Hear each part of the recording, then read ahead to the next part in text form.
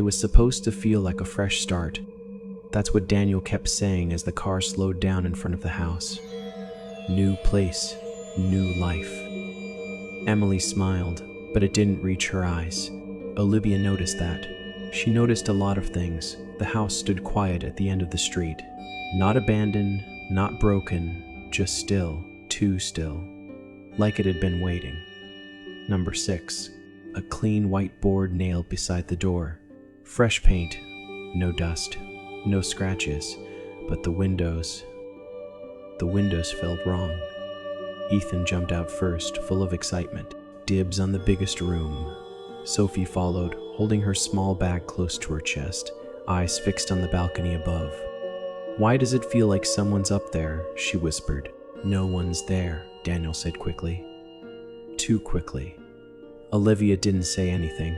She was already looking at the balcony. For a second, she thought she saw movement, but when she blinked, it was gone. Inside, the house smelled clean. Not like a new house, more like something had been recently wiped down. Carefully.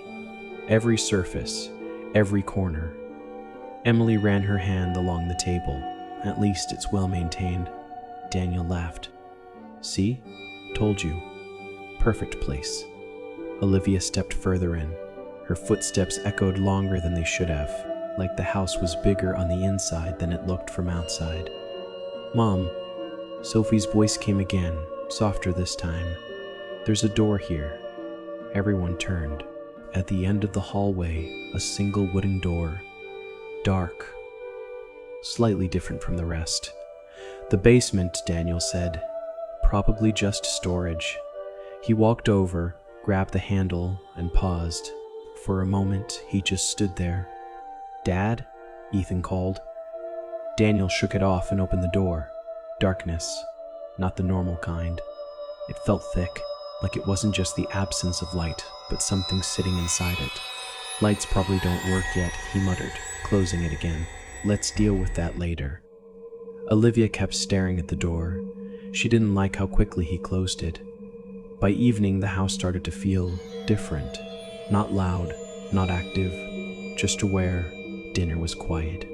Too quiet for a family that just moved into a new home.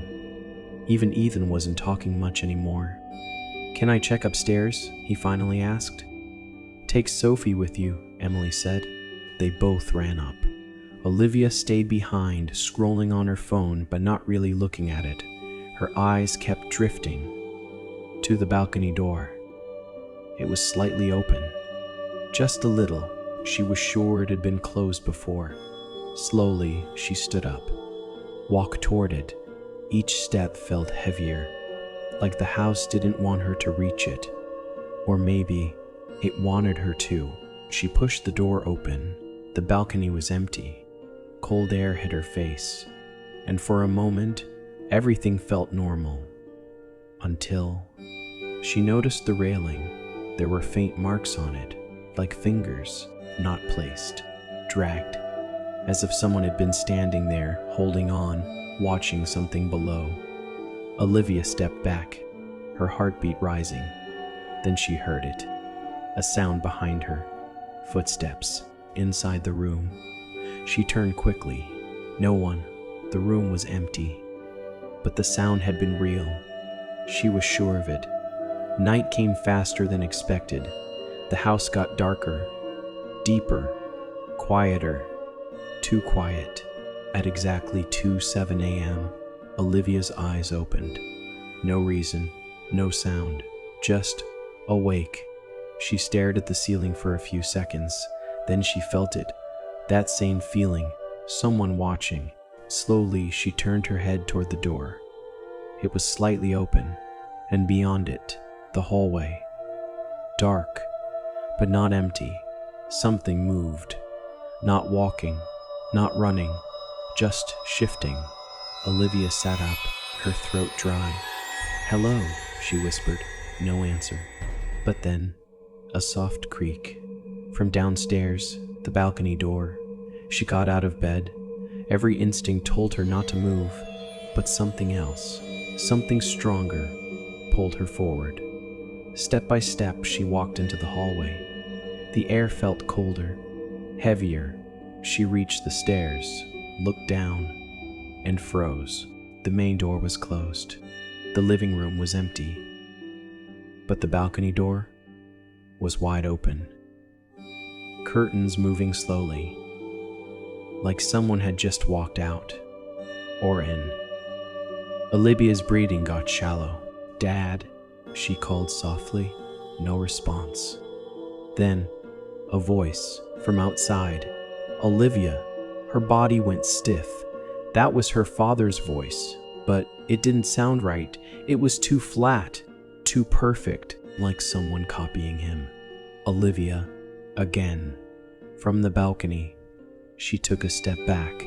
"No," she whispered, because she remembered something. Her father's room was upstairs. He hadn't come down. He couldn't be outside, right? Her eyes slowly lifted toward the upper floor, toward her parents' room. The door was open, and inside she saw him, Daniel, standing still, facing the wall, not moving, not blinking, just standing there. Olivia's heart dropped. If he was upstairs, then who? A sudden sound behind her. Right at the balcony door, a hand gripping the frame from the outside. Slowly, very slowly, something began to pull itself up. Olivia couldn't move. Her body refused. Her mind screamed, but nothing came out. And then she saw it. A face, almost like Daniel's, but stretched, wrong, smiling. "Olivia," it said again, this time not from outside, but right behind her. The next morning, everything felt normal, too normal. Daniel was at the table, drinking coffee. Emily was making breakfast. Ethan was laughing. Sophie was quiet, but smiling. Olivia stood there, frozen. "Did you sleep well?" Emily asked gently. Olivia didn't answer. She was staring at Daniel. He looked back at her, smiled. "Big day today," he said. Perfect voice, perfect tone, perfect expression. Olivia's hand started shaking because she realized something. Something she couldn't explain. Something she couldn't prove, but something she knew. The thing she saw last night wasn't outside anymore. It was inside, and it was sitting right at the table, waiting.